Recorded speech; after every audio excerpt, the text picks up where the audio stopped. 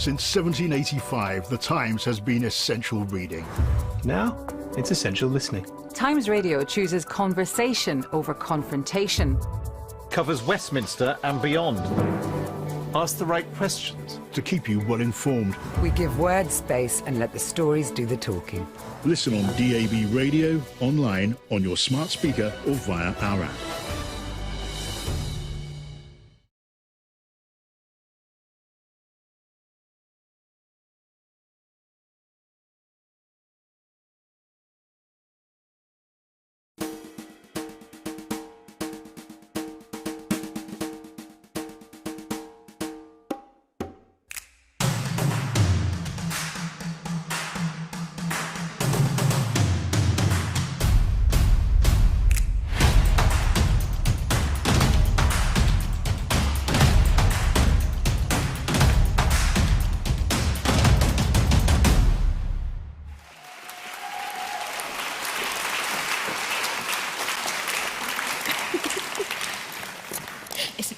Hello, Cheltenham Literature Festival. This is a real privilege to be here. I was actually brought up in Churchtown, just a village between Gloucester and Cheltenham. Yes, some of you know it. So to come back feels really good. It feels like I have asked a lot, but it only means that the questions that we're going to ask are more probing. So this is really a conversation between us. And we have some guidance as to how you can ask questions, and I want you to really feel free to ask whatever you wish to any of us. Now, all of us are authors. I'm Mandeep Rai. With me, I have Candice Brathwaite, and a lady who needs no introduction, and Annie Macmanus. And each of us, we're going to give a small introduction to you, even though you don't need any introduction, and we're going to present. The conversation starts with their books, and I love the fact that Annie has Mother. I only popped this on the way. So, yeah, Annie has why Mother. They put us together? Isn't that brilliant? Mother, Sista, Sista, and the values compass, which will tie the Mother, and the Sista, Sista together, and you'll be able to see how. So first, Annie, if you could give us a few seconds as an introduction, and then we're going to get into a deep dive. Hi, everyone.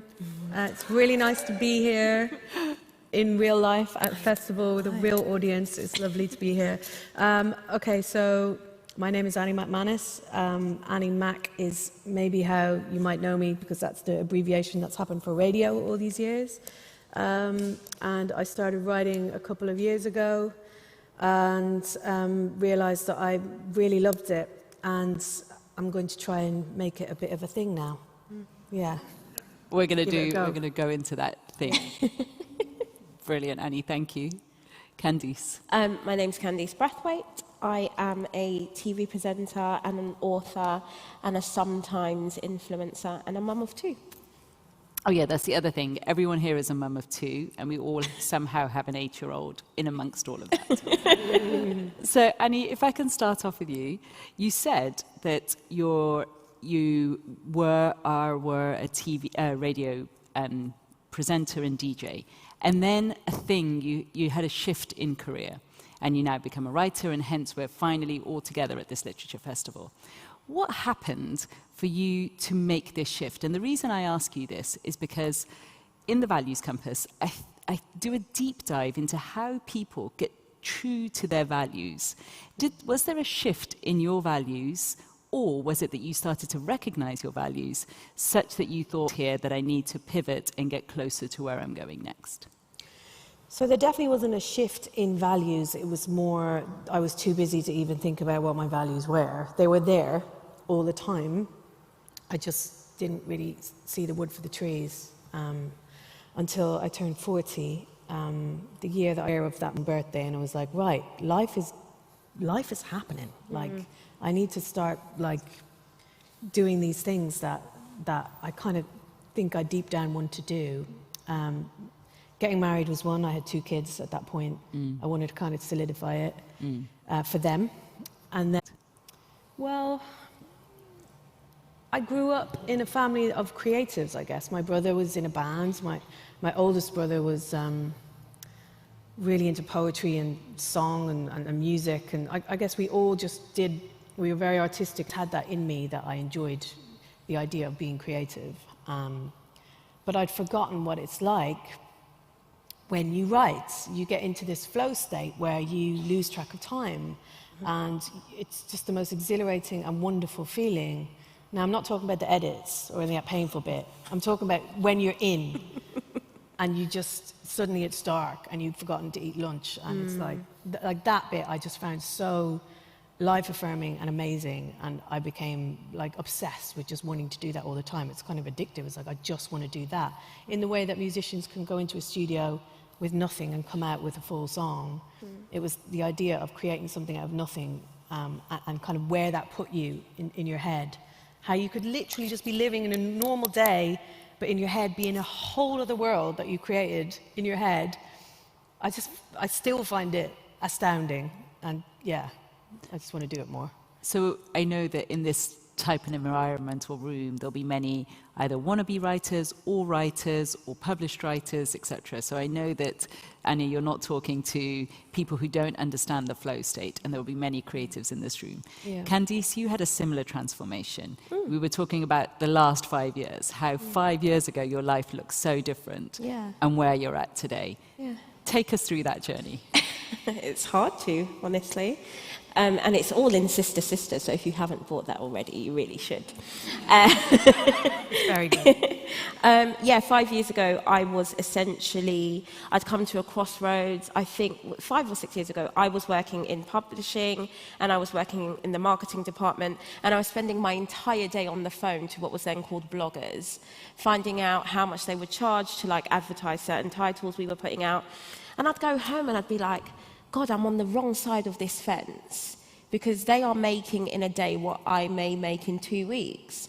But I was given this list that was always lacking diversity. So it's like, call these 100 people and they're all like these white middle-class mums. And I'm like, there's a big gap in the market here, isn't there? And I'm a Pisces, right? So it's like I'm all in or I'm all out. So one day I was just like, I quit. And then I went. Was there a catalyst though? Was there a trigger? Yes, there was a trigger. The trigger was I had won the job in a competition. It was a competition called The Scheme, and what was really great about The Scheme is you did not need a degree to get into publishing, and a degree was like one of the bars on the iron gate. It's like, if you don't know anyone, you don't have a degree, name's not down, you're not getting in. So I applied for that competition, and out of 3,000 people, I won 1 of 4 places.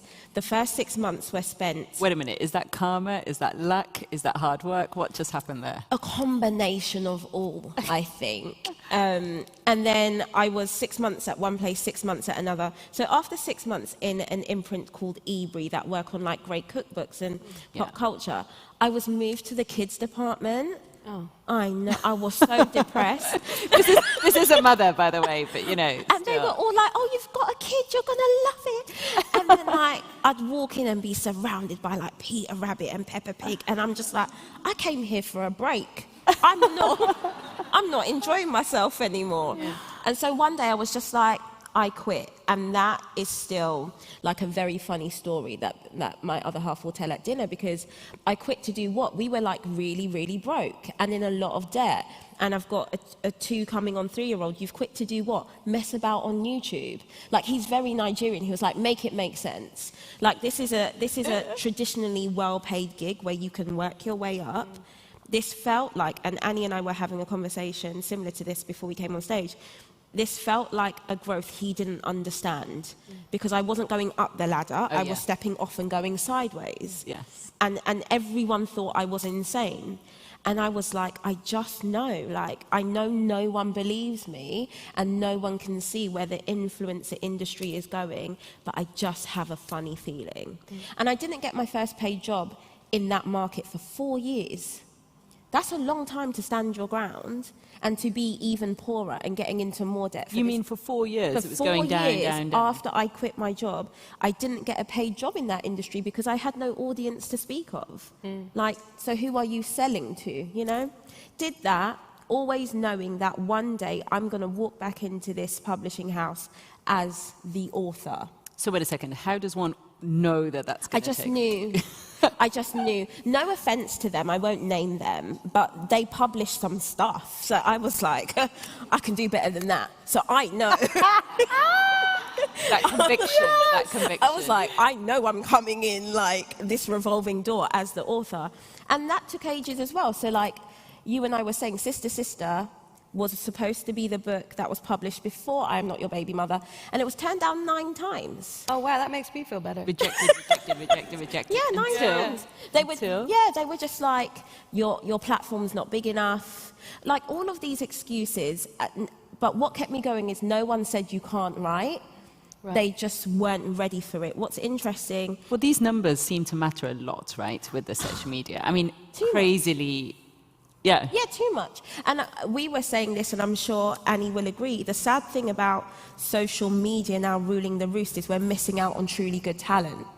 Because it's like, could you imagine if someone said to J.K. Rowling, oh, just go and get 1 million followers, then pop back, we might have a look. I mean, she did have a zillion rejections. Do you know what, it's just like, but now those social numbers seem to mean more than the work itself, and that's a really difficult place to be. Anyway, long story short, turned down 9 times. They were like, we want a book about motherhood. I was like, you really don't need another one of those. Like, I have nothing to add to this story. I got really angry. I'm one of those people, like, you tell me no so much, I just get, like, very petty. I thought, oh, you want a book about motherhood? I got you, don't worry. And I put it on Instagram that I was about to self-publish. 2 days later, Quercus called, and the rest is history. I mean, good on Quercus, right? Good on Quercus. And also the self-belief. This is a conversation about life lessons. If there's one lesson that I hear again and again, it's to follow your inner calling despite all the naysayers, despite perhaps not being paid for ages, and despite all the conditions. And everything we're taught, especially maybe from someone like Annie's perspective, you know, when you're moving sideways from what everyone around you will define as the pinnacle and success, like where do you get that confidence from? That's like... Well, it's interesting hearing your story, because I was, when it came to writing and publishing, I was the opposite of you. So I wrote a book, like I still don't, like I said to my agent on the way here, I was like, is this good to be at Cheltenham? Like, what's the vibe? Is this a good vibe? Like, as in, you don't know anything about this world. I don't know anything about the book world. I'm learning so much. Yeah. And I didn't know, I mean, obviously I'd read all my life, but I didn't know about publishing. Yeah. So I wrote this book, which had nothing to do with my life as people saw it. I know. How did that even happen? Why did you write about it? It happened because I wasn't writing it in a strategic way. I just wrote, I wasn't writing it because I thought it would get published. I just wrote it because it came and it arrived. Just a passion. Oh, so you wrote for yourself. This is simply a story you wanted to tell yourself. Yeah, and then I brought it to Ben, my agent, and then he sent it out and it got rejected 13, 14 times. And I think a lot of people, I mean, we have to be honest, that draft was not good. So the writing was not great. But equally, they could not put me, the person in the public, profile, with that book. Yeah. They were like, where's the music? Where's the raving? Where's the culture? Where is you, the you that we know? Really bleak book set in Northern Ireland in the 90s and noughties about addiction and alcoholism and... But where did it come from? Like, this is the question that everyone asks and I don't know the answer. You don't know? Well, no. I mean, is this the life you didn't want? Is this the... It started with a scene that I had to submit to the writing course. Yeah. And I thinking he was seeing lights when they were actually the police car lights. Yeah. So that's the bit that I can relate to. Okay. And then from then, it kind of spiderwebbed out into a story. So, yes, there's parts of the book, there's rooms in the book that I have been in real life. There's people that I have borrowed from and experiences, but there's nothing autobiographical about it, really. So I found it really hard to explain, because I've understood now, having done promo for the book, that the first question everybody asks is, where did this book come from? And I still, as you can hear, struggle with the answer. I don't really know.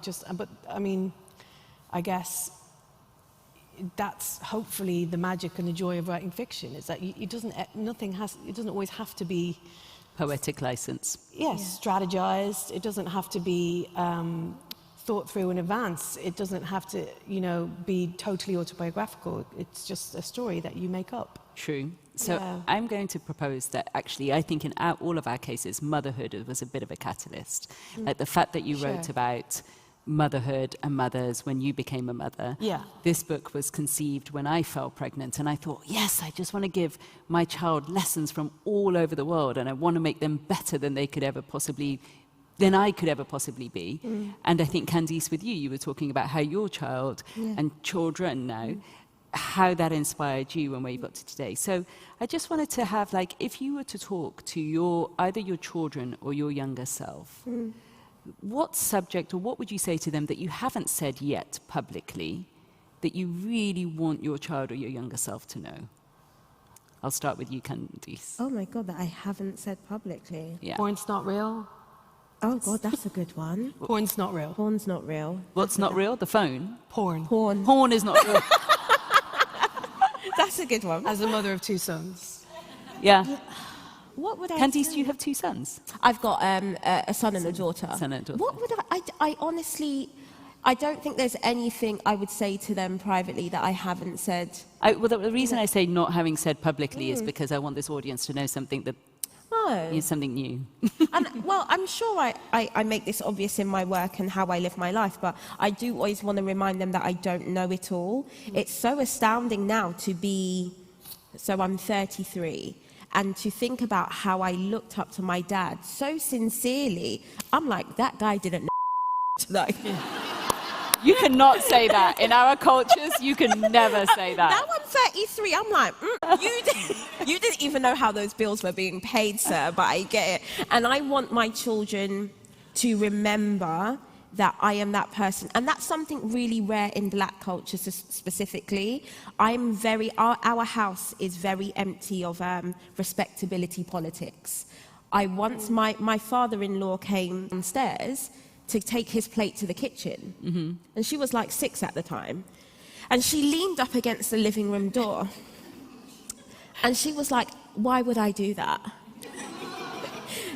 And I felt his flinch for him to reach for his slipper. I felt like, because it's like in our culture, a child would never question an adult of that age. But she stood her ground. She was like, Grandpa, listen, I love you so much, but you got the food from the kitchen and you've eaten it. And like, I was upstairs on YouTube and now I've had to come downstairs to take, she was like, this is not making sense. And then he was like, well, it's just respect. It's like how you show respect and love. She was like, no, my Nana has a cane. She needs help to get to the kitchen. So out of respect, if Nana asks, I would come down but she was like, you don't have a cane. So I'm just not doing it. So myself and my partner at the time were in the kitchen and I'm giving him the eyes like, you better fix this.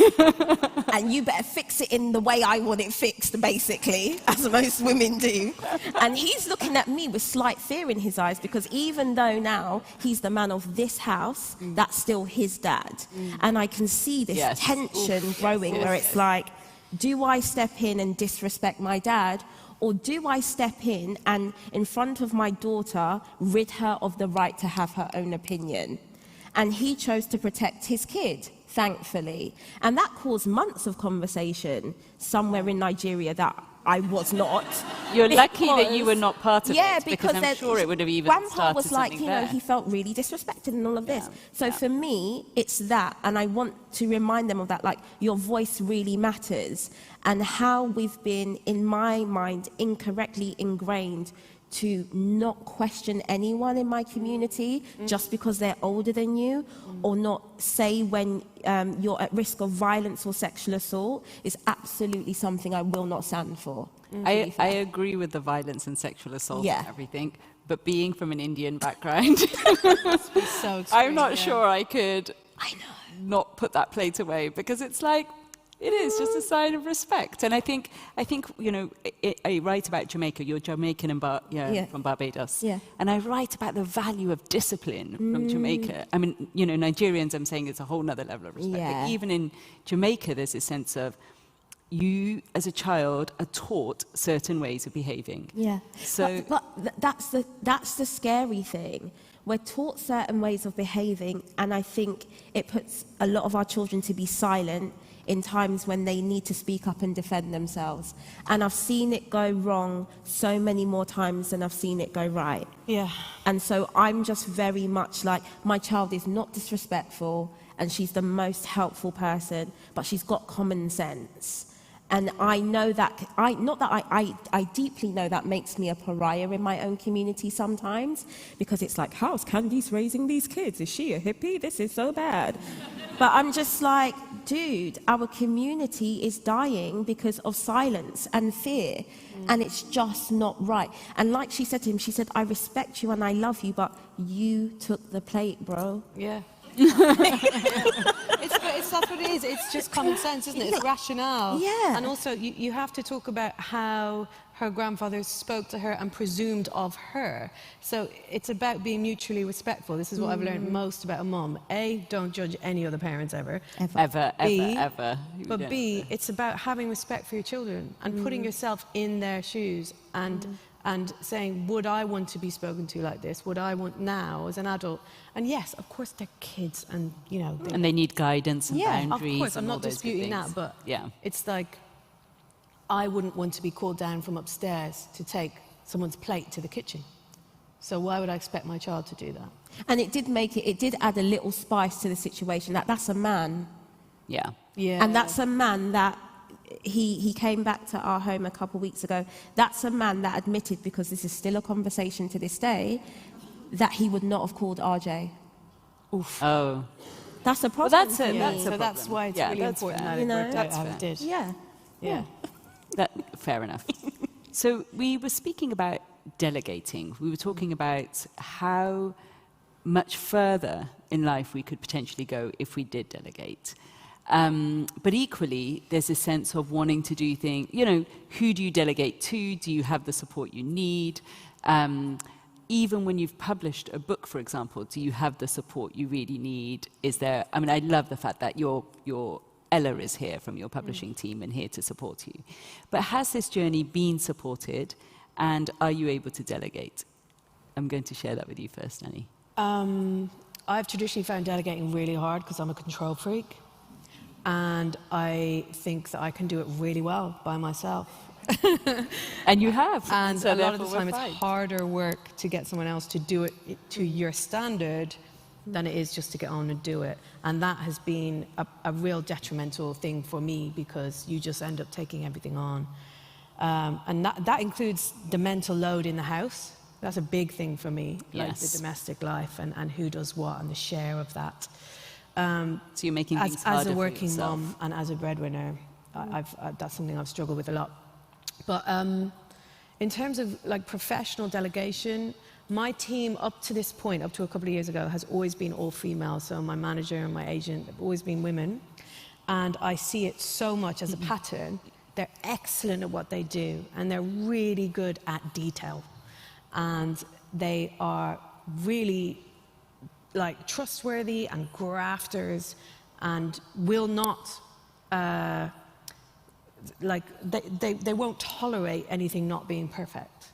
But that again works badly for them because they take it all on. So it's hard in my experience of seeing women, myself and them in my world, it's hard to progress because everything takes longer because you're still doing it. I think men find it easier to delegate. Yeah, we were actually thinking about how I do think it is. Anything to this extreme, whether it's work, whether it's even love or compassion or service or any value to the extreme, can become problematic. Yeah, I've learned how to do it now, and I'm much better at it. And it's just about communication, of course, and just checking in with people all the time.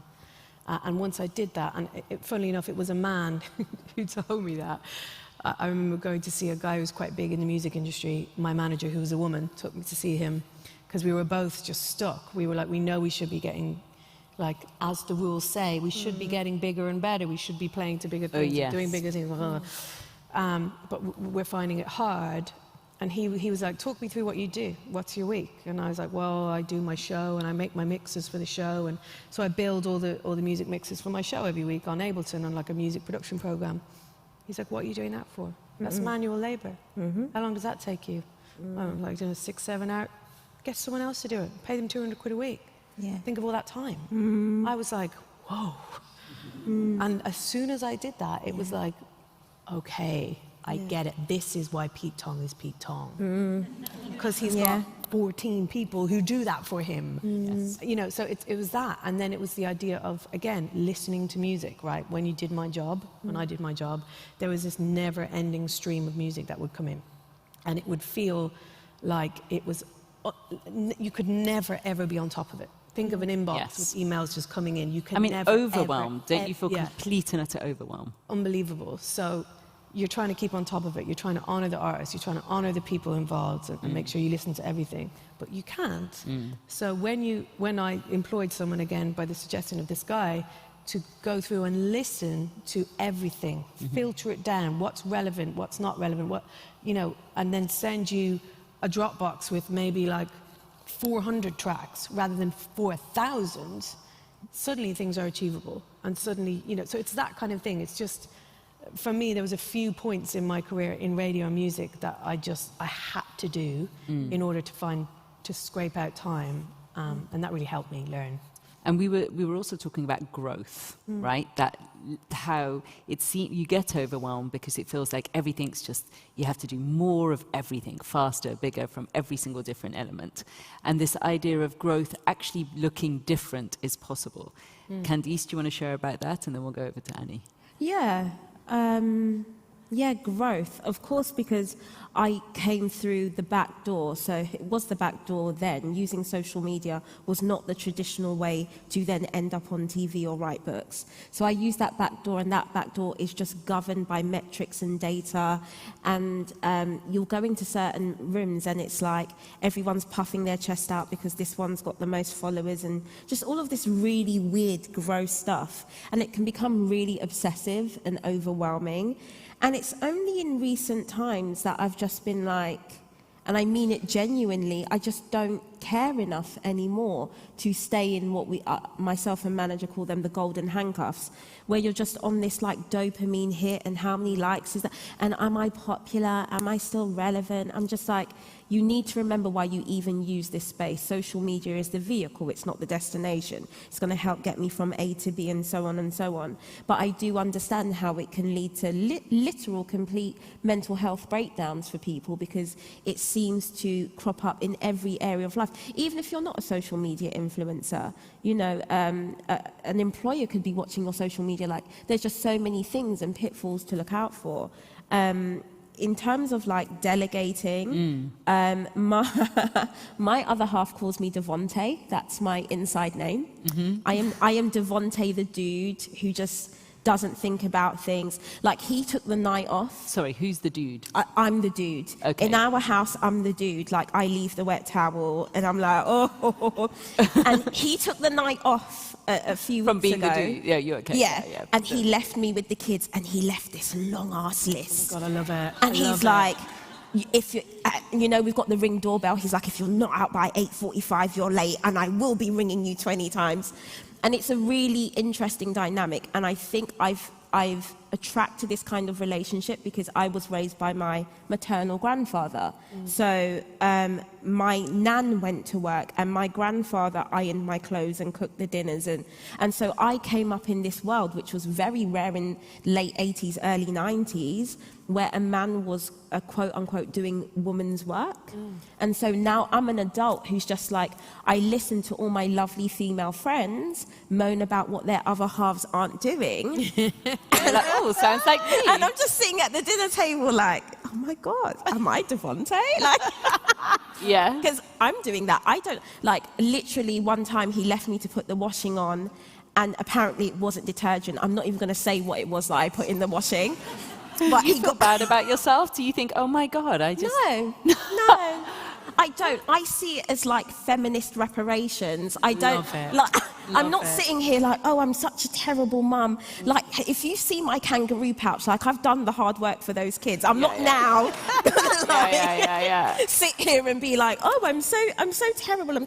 I think also that's quite refreshing to maybe show younger people getting into long-term relationships that it doesn't have to be this cookie-cutter thing. And we just fall into these roles that serve our energies and our best selves. He is really empathetic and caring and really patient. And what works best for us is, I know how to make money. Why would you not send that person out to work? Why would you not do that? And why would you not leave the patient, caring, empathetic one with the children so they feel nurtured and loved? And I think sometimes we allow society to force us into these slots society, that just don't families, work. our whole social circus around us. Yeah. And this is what I kind of get to a lot in the book, is that you have to almost extricate yourself and say, what do I choose? Yeah. So, and Annie, I know you have made a conscious choice not to play that game of more, greater. I've also made a conscious choice to be at home with the kids in the evenings. But why are you putting yourself in that hell? Well, The twilight zone. You don't want to it's so do that. interesting the reactions to that, because I had a lot of friends who were like, "Are you sure? Yeah. Do you know what bedtime is?" Yeah. Which I didn't, because I hadn't done it really, apart from at the weekends, which is always very different, and it's like you stay up late. And Exactly. It's not real bedtime, is it? Whatever. So I didn't. Like, my kid's 8, and he's never known me put him to bed in the weeknights or have dinner with him. So for me, it's like, it's probably about time. I want to be there for him now. But the difference is that it was my choice. But were you sure? Why are you choosing it? I'm choosing it because my kids are growing up fast. Yeah. And this is the thing, they're 8. My youngest is now in school, so I don't see him till 3:30 every day or whatever. I have to leave work at 4:30, 4:45. So I want more than an hour a day with my kids, because I know that time is flying. Yeah. So, and it was really interesting when I announced it, because obviously everyone pounced on that headline. I did this interview with the Times, and I thought it went really well, and then the headline was like, "At 42, I've quit for the kids." It was like, well, no, I haven't, because I'm working all the time in a different way, but on my terms and in my own time. Yeah. So I found that quite frustrating, and I realized that it meant a lot to me at the time for people to realize that, in my opinion, I thought this was a very feminist move. All I've done my whole life is work as a sole woman in a man's world, doing exactly what I want, making great money, traveling the world, not seeing my kids. And now I have the power and the choice to go, I'm going to actually leave that high-paid job, and I'm going to do this for a while until I decide what else I want to do when I want to do it. So hopefully people find that inspiring and not kind of depressing. Well, we have to have really thick skin, is all I have to say. You guys must have, both of you, faced kind of all of us, I think, have faced a barrage of definitely opinions, and I would say even criticism at times. And it's not easy to sit here and take your own route. So what's kept you anchored? Can I just say one thing as well? Yes. Just talking about growth, one thing that really occurred to me when reading your book, Candice, is a really profound change that you made about yourself, that I think is why you are so massive now, is you realize that the only way you are going to be able to proceed is by being your true self. Yes. Yeah. And putting that out online. Yeah. And for me, reading you and watching you online, you are so authentically you. Yeah. And that's why you are sitting here, because you are not afraid to be you. Yeah. And I think that's a really important thing for people.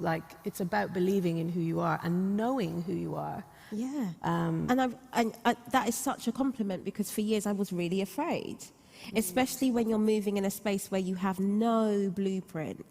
I find myself in so many rooms and situations where there's no one ahead of me that looks anything like me or has come from any background similar to me. And so I said to Bode the other day, I said, I'm so tired of being the first.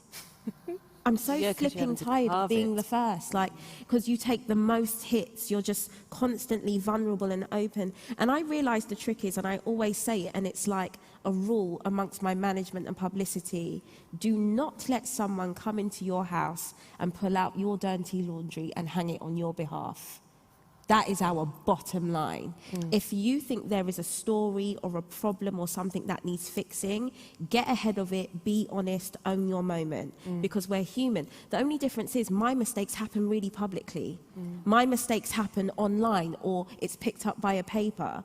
But like Jack and Jill down the hill, they make, if not more, mistakes. It's just because they're not, quote, seen as a quote-unquote public figure, why there's no highlight on it. But there's become something almost delicious about just sitting in my humanity and being like, yeah, I screwed up.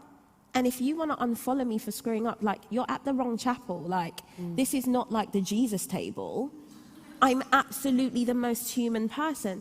And there's also something really thrilling about making quote-unquote mistakes, or I wouldn't even like to use the word mistakes, perhaps not living life how people have tried to design it for you. Yes. I'll say that.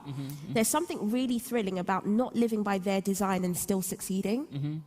It infuriates people.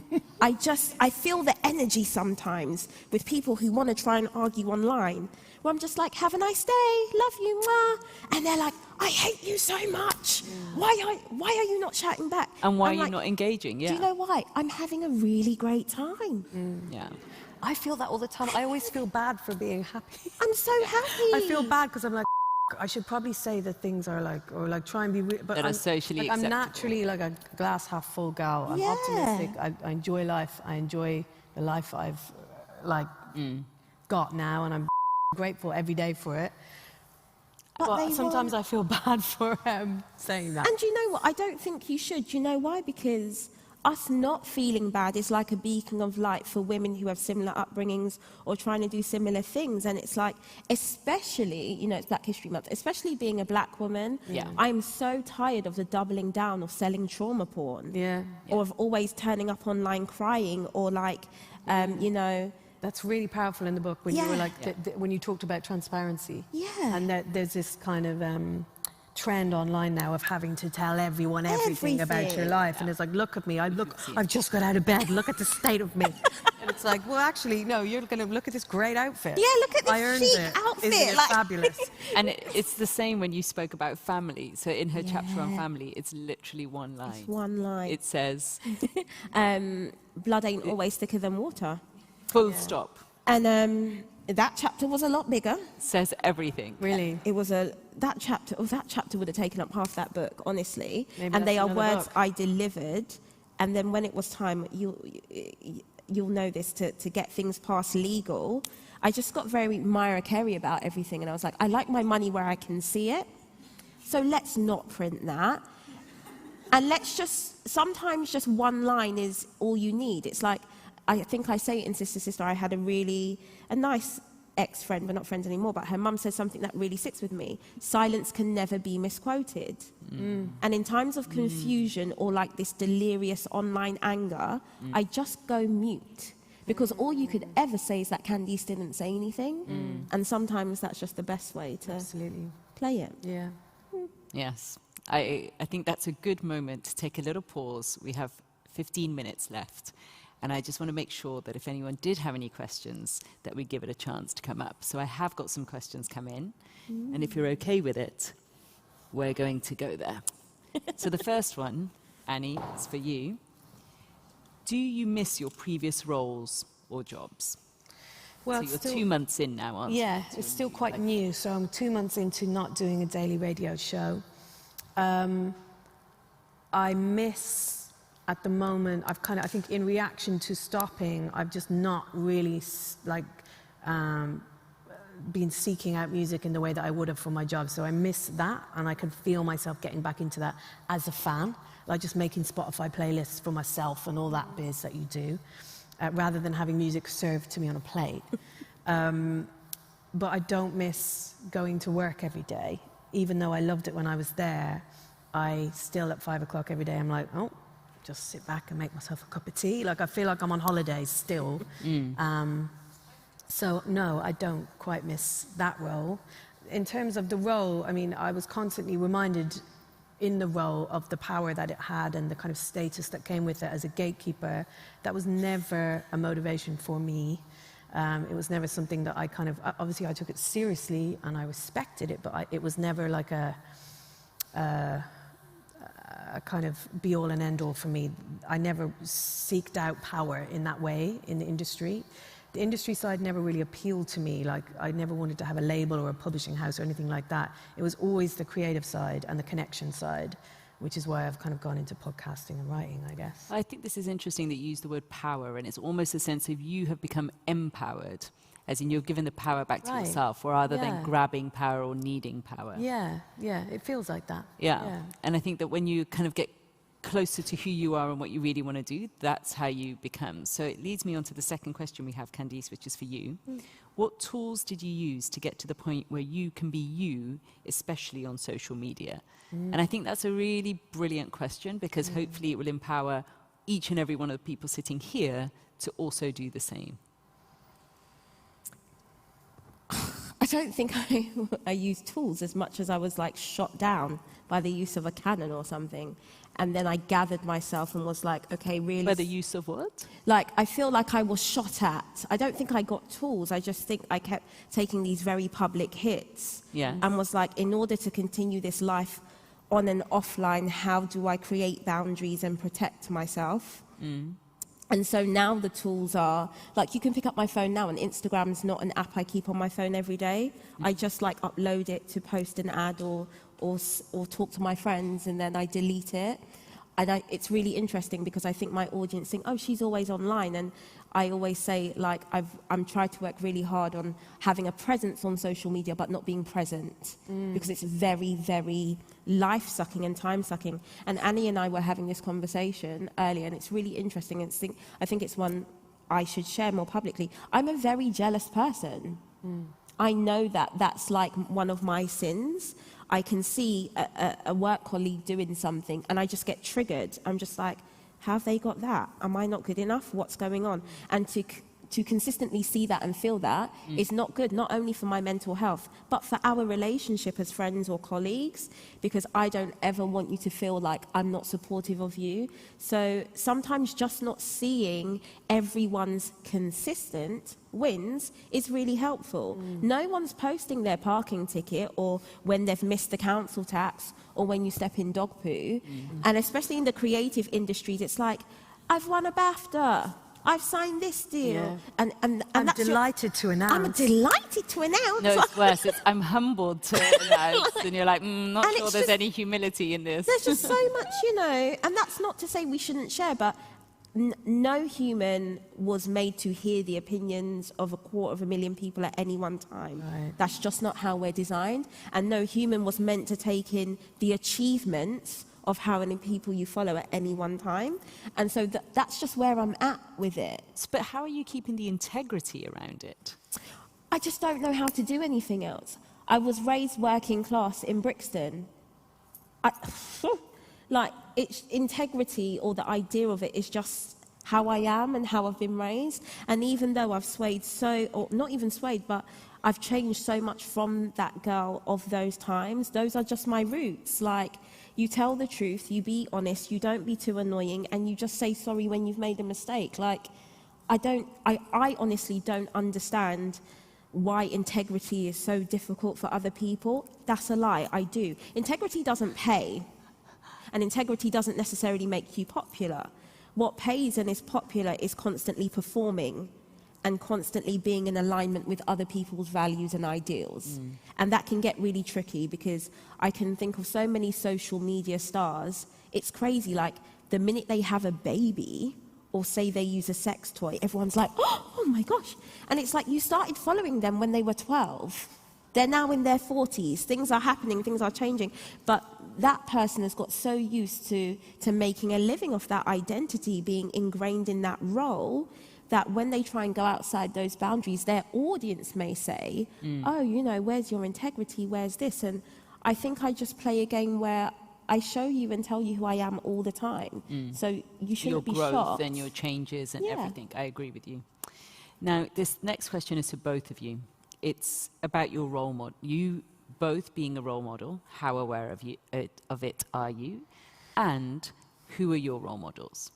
That's the bit I'm adding, because I feel like you must have. There's two sides to this coin. You want to go ahead? Yes, Annie, we're going to give it to you. throw the So I guess being in a world of music and DJs where there just wasn't any, well, there was, but you can count them on one hand, like other women in the game. I was forced to become aware of being a role model in that respect. For me, it affected me mostly in terms of feeling a pressure. And that pressure was in a different way, but similar in a way, the idea of being a first. So, okay, if I'm the only mother who I know who's a DJ, that means it's really important that I'm here and I need to keep doing this, but maybe I don't want to. So how do I deal with that? So I kind of, after I had my first kid, I was 34, and I waited that long because I was having an amazing time and a loving life and throwing myself into my career. And I waited till 34, and I was really happy I did, because it meant that I felt secure stepping out to a point. Because I felt like, okay, hopefully I've done enough now so that if I leave for 6 months, I can come back and everything will be as it was. But it did mean that I felt like I had to come back, and I had to come back running, you know, like, and I wanted to, and I was ambitious to keep doing that, because I didn't want to be the person that just jumped out as soon as she became a mum. I wanted to prove people wrong. I wanted to prove that it was possible. And it was possible for a long time. And that does make you a role model, because you're showing that, you know, you're stepping out and creating a new model. Yeah, but I think I had to have a kind of wrestle with myself a little bit in that idea of stepping away. I mean, I still DJ all the time, but not nearly as much as I used to. And there's aspects of DJing, like doing tours in Australia, or, you know, doing residencies in Ibiza, that I'll never want to do, or kind of can really do as the way things are now. So it's a sacrifice, but that's fine. That's my sacrifice that I've chosen to make. So I think when I decided to step away from radio, and that there was always this voice in my head being like, you need to do this. You need to do this. You need to show people that it's happening and you can do it. But I wasn't happy doing it. So I had to listen to myself over the other voices and put myself first in that regard. And I'm really glad I have. And what I realized in doing that is that there's so many other brilliant women coming up and coming through that are, I find really, really inspiring. I now realize where this has come from. So if I was to answer your first question for you, right, it's the fact that the mother here has to put herself first and never does. Yeah. And now that you say it, I really see it's a different story, but very, very parallel. Yeah, I mean, I think it's something that in my experience, women find very hard to do, especially mothers. When you have children, it's really, really hard to... It can be very small. It can be like going to the salon and getting your nails done, getting a massage. It can be that when you're busy and you're working, you're too worried about other stuff. Or it can be bigger than that, and it can be like, actually, how do I want to spend my time in general? So for me, it's been quite the epiphany, putting myself first in that way. Yeah. Which sounds weird, because I was having the best life ever. I was in Miami, I was out till 6 a.m. Life was great. Yes, but you're also doing this a little bit for other people, because it's expected of you. It's expected, and more and more and more. Yes, and also my ambition meant that I wanted to prove that it could be done, and I wanted it to be me. Yeah. Candice, about role models, did you want to share? And it's okay if you don't, because I've got other questions. Yeah, not. I don't. I'm very even. I feel even about being one or not being one. It's not necessarily. Who is yours? Do you have one? I used to, and it's not that they did anything wrong. Okay, because I absolutely love her still. And again, do you want to say who in she my is? inner circle, it's like if there's like a storm ahead, it's like, what would Chimamanda do? And recently she did something that I was like, oh, I wouldn't do that. And that had to happen because, again, it brought her straight back down to being a human. I think so often the line between role model and idol is so thin, and you put these people up on a pedestal, and then her doing something that I don't think I would have done, I was like, and we will never again ask, what will Chimamanda do? And maybe the way that you are, in that you are really honest about who you are as a human, flaws and all, is a way of saying, like, don't put me up there. Don't do that, because I will always disappoint you. I will always, and it may be, and the funny thing about my personality is if I get to find out you've done that, I'll perhaps disappoint you on purpose. Just to prove a point. Yeah. To be like, see now, that's a mess, isn't it? You don't want to be like Candice. Bring it down. I just don't, I have great people who have guided me and have loved on me in a way that I could perhaps say, like, my granddad is a role model, my dad was a role model, but that's it. Yeah. Yeah. So I'm going to take us to diversity, equality, inclusion. Both of you here are immigrants, or I know Candice, Annie, you came here when you were about 21 from Ireland, and we've spoken about your background. And I feel as though since Black Lives Matter, you said very candidly that your book was taken finally after those 9 rejections, taken because suddenly the narrative changed. Yeah. When we're talking about equality, do you feel like we're anywhere near, or what can we all do to change it? Because the Values Compass, for example, became the business book of the year in equality, inclusion, diversity. But I feel like these buzzwords are not enough. We still have such a long way to go. I'm usually a very positive person, but when we start to think about this stuff, I'm very pessimistic. I think we'll all get this right when the next ice age comes. And some days I just look up at the sky and I'm like, God, do it now. Like, why are you waiting? Because the reality is, as humans, we only seem to work best when we feel like someone's got power. And truly making people equal means that someone doesn't have power. And look, history has taught us it's not working. It's not working to try and kind of envision that world. So I'm very of the school of thought, this won't be great until we are just like the version of dinosaurs, and then maybe the aliens are looking at us in museums, and maybe they'll get it right.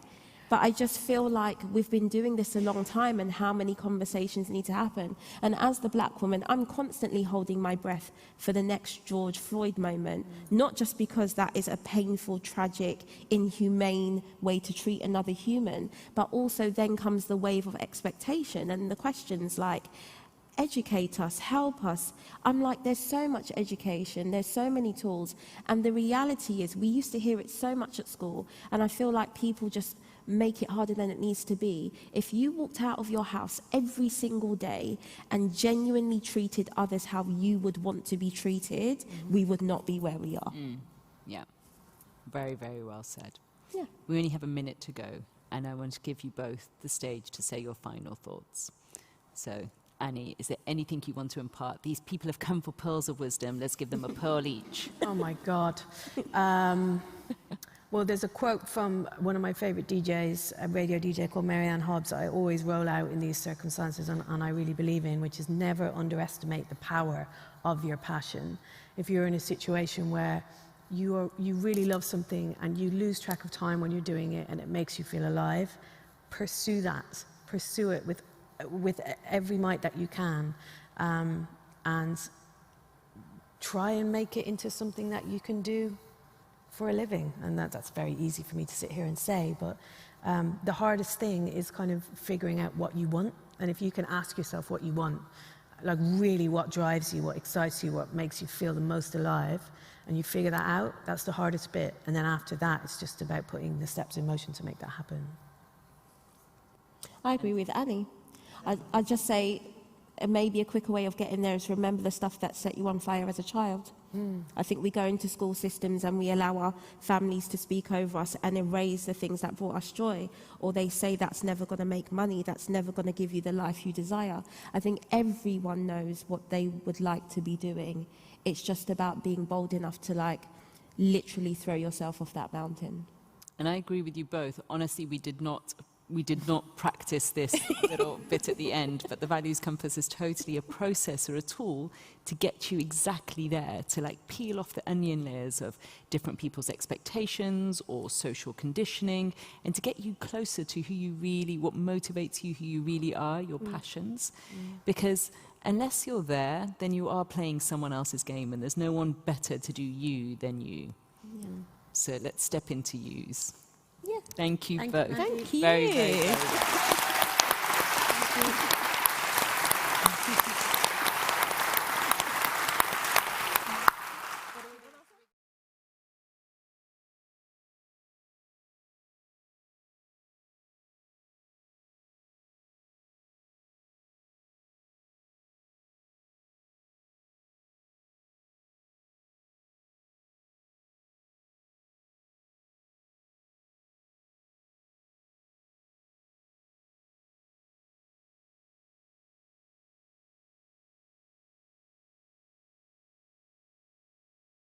Like flowers cultivate in cracks in the concrete, culture grows in the spaces between the everyday. It's there in darkened rooms when the stage lights come on.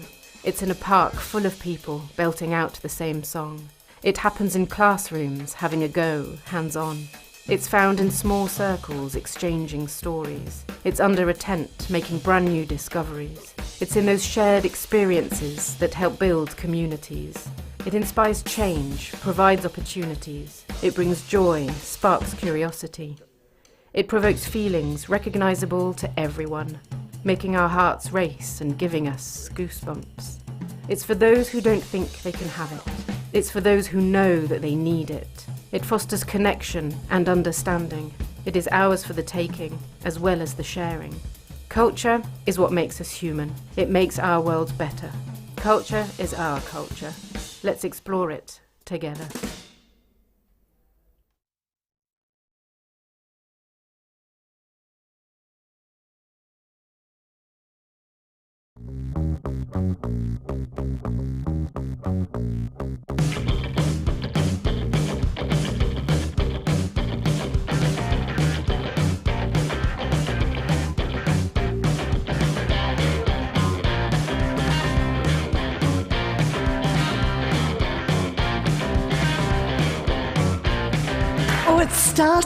Cheltenham started, my favourite time of the year.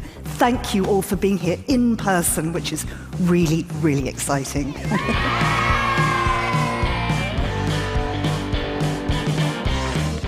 In the beginning. It's so nice to be reading. Hi, everybody. So I set myself the challenge of trying to read a book from every country in the world. I have seen the extraordinary power that stories have to connect us. When Margaret Thatcher was Prime Minister, they had to change the sanity test because they would ask someone, do you know who the Prime Minister is? But even the clinically insane knew that it was Margaret Thatcher. Now, I have a feeling that we are in the same position now with Boris.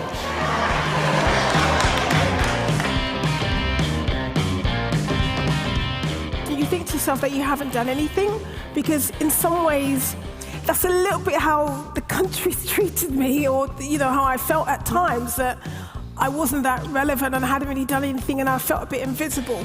Yeah. And I remember thinking about it and thinking, yeah, I feel invisible. If I don't tell my story, then it becomes something that no one's ever heard about, and it becomes invisible.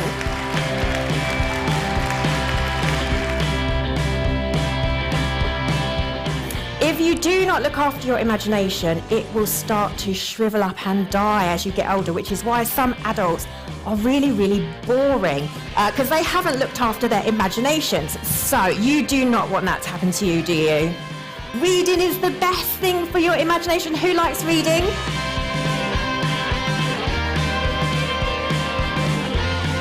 Even if you're not much of a reader, there's so much to do here and so many things to see and do, so yeah, definitely recommend it. Literature doesn't have to be intellectual, it doesn't have to be pretentious. It's about everyone and it's accessible, and this literature festival hopefully applies and speaks to all of us.